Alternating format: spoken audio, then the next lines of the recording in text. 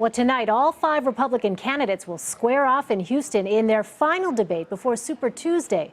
Donald Trump will take center stage as the clear frontrunner, flanked by Ted Cruz and Marco Rubio.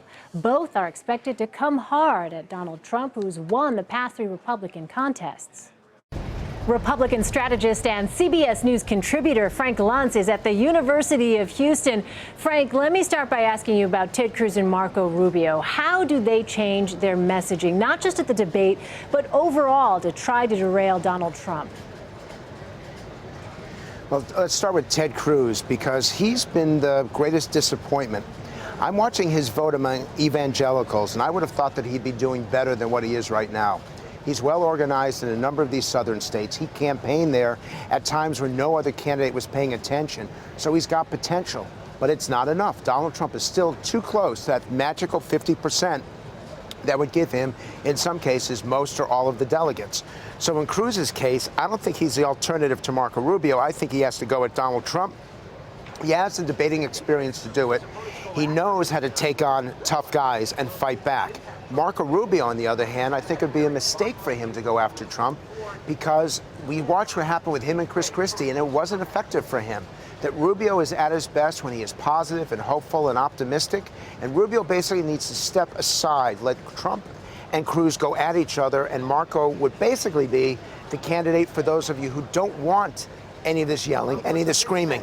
And Rubio has to win Florida, and right now he's down more than 10 points.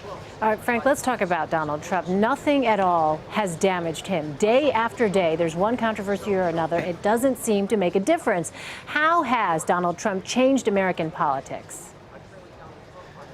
There's a new, this is not Teflon. This is some sort of chemical that I think the Russians developed 20 years ago and inserted in Trump, because I have never seen anything like this before.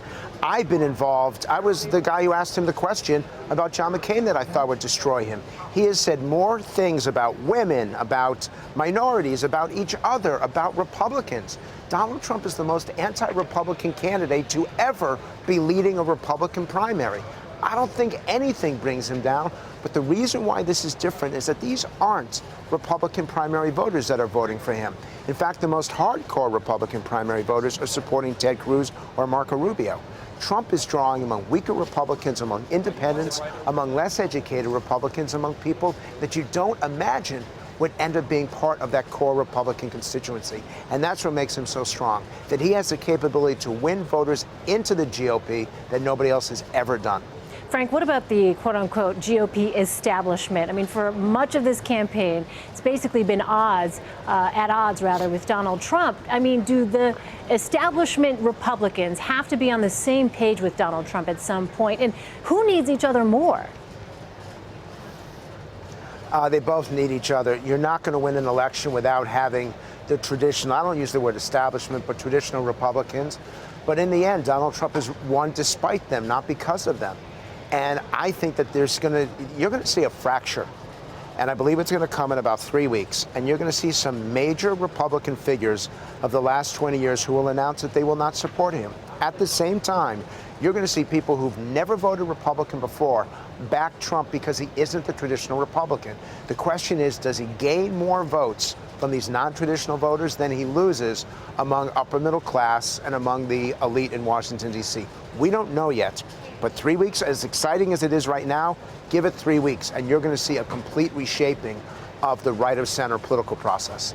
Frank, you said it yourself. I mean, you've seen a lot during your time in politics, and I'm wondering, do you think that Donald Trump is capable of calibrating, not just in message, but sort of in principle, too? In other words, some of the things that we've heard, right, as you point out, have been offensive to some people, have certainly been controversial. However, what we've heard him also say on the campaign trail, and even in some interviews, is that he's not necessarily going to be the same if, in fact, he does become the nominee and then president. In fact, he says that he is suggesting that he's capable of adjusting somewhat. What do you think about that? I'm not sure of that. And I do know that what brings you to a certain point, which exceeded all expectations and all prognostications, he would be smart to ignore people like us because we completely got it wrong. That said, there's a certain point where you start to lose people that you absolutely need to win. Is Donald Trump going to win Florida? Is he going to win Ohio? In the end, it doesn't matter what he gets in the popular vote. It matters what he gets in the Electoral College. So does he have what it takes to win these swing states? And the one person who we haven't talked about so far is Michael Bloomberg. Should Bloomberg decide to enter the race because Trump looks like the Republican nominee, that throws everything, that creates even more chaos. I promise you this, as loud as I am at being interviewed by you, the American people will be even louder if Mike Bloomberg gets in the race. Is the rise of Donald Trump, the ascendancy of Donald Trump, and the failure by people like yourself to predict how high he would climb, is that a referendum? Is that a statement about the relevance or irrelevance of the political industrial complex? Yes, and it's a statement about the media. It's a statement about the networks. It's a statement about cable television. It's a statement about the fundraisers. That everyone who was part of this political class up until 2015, all of those people have become irrelevant at best and wrong at worst. And Donald Trump, even if it's just among Republicans, has captured the anger and frustration of a segment of the American people, just as Bernie Sanders has on the Democratic side. Look, let's face it. Bernie Sanders is so old it takes him an hour and a half to watch 60 Minutes. And yet he is doing so well among grassroots Democrats.